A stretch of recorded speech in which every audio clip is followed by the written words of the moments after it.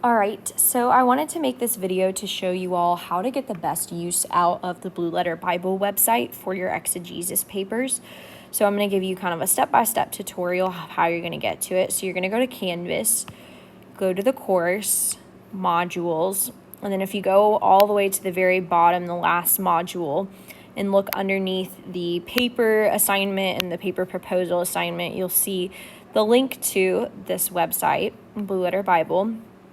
So we'll open it in Safari.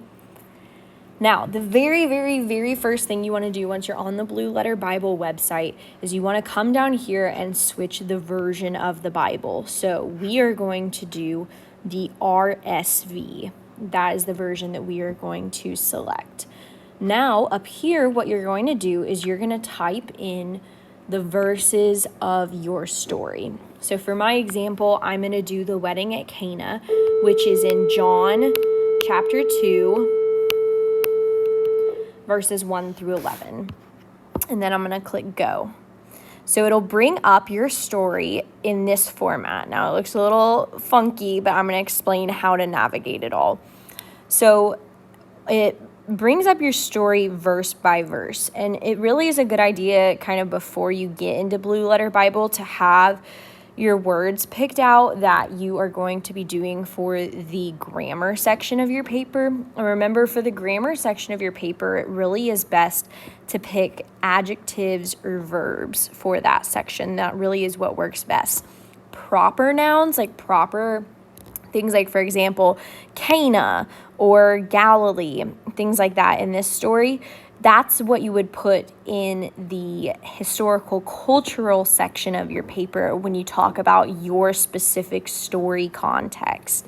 But for the grammar section of your paper, you want to focus more on adjectives and verbs, really. So if you say I'm going to be putting Cana in my paper, in my historical cultural section, to dive deeper into a verse, you come here and you will click where it says the verse number. So John 2:1, that's where I'm going to click. And then it will bring up a window like this where it breaks your verse down. First of all, it has it up here in the original Greek that it is written in.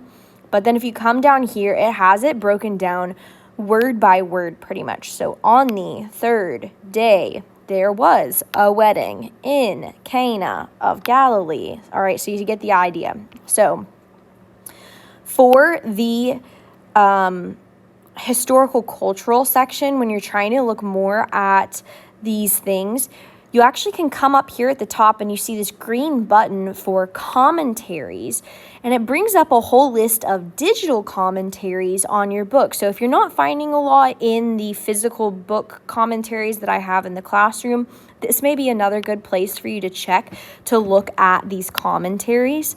I would definitely stick with the like a study Bible or some of these study tools. I mean, there's videos here, but I don't know if y'all will be able to access those with the blocks on your iPads. I wouldn't listen to any sermons or any of that, but there is some commentary options here, some study tools, and a study Bible option for you to look at, and text commentaries here for you to look at. To learn more about your verse. So that's an option if you're not finding stuff in the book commentaries. It also has links to dictionaries, Bible dictionaries. So this would be, especially if I'm doing the wedding at Cana, this would be where I would want to look at for that. So I'm going to go here to Hitchcock's Bible dictionaries. And if I click on Cana, you see it actually takes us to the meaning of the word Cana. So it means zeal or jealousy or possession. But we're looking more for like the place of Cana is kind of what we're looking at. So you can look at other options as well to get more information for that. All right, so that's what you're doing for that historical cultural section where you're looking for the different kind of context you need for your story. Now let's talk about what you're going to do for the grammar section. All right, so for the grammar section, I think I'm going to use the word draw as one of my words. So that's a verb. So I'm going to come here to verse 8 is where we find the word draw. And so I'm going to click on the verse number. I'm going to come down here to draw. So you see it's right there. I'm going to click on the blue number that's next to the word here under the Strong's column. So I'm going to click on this G501. Now what this is basically this man named Strong. He cataloged every word in the Bible and assigned all the words different numbers. And so that's the number that he assigned to this word is 501, G501. All right, so it gives us the part of speech, it's a verb, it gives us the root words, the root language.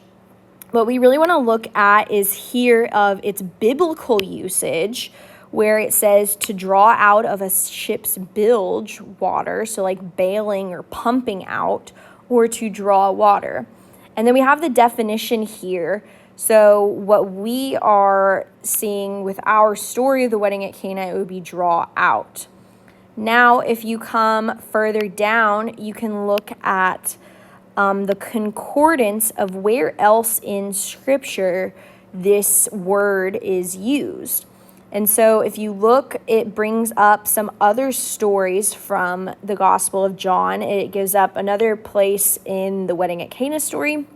But then further down here, it actually has the story of the sinful woman at the well, where Jesus figures out that she's been married 7 times and forgives her for the deaths of those husbands and her marriages and all of that.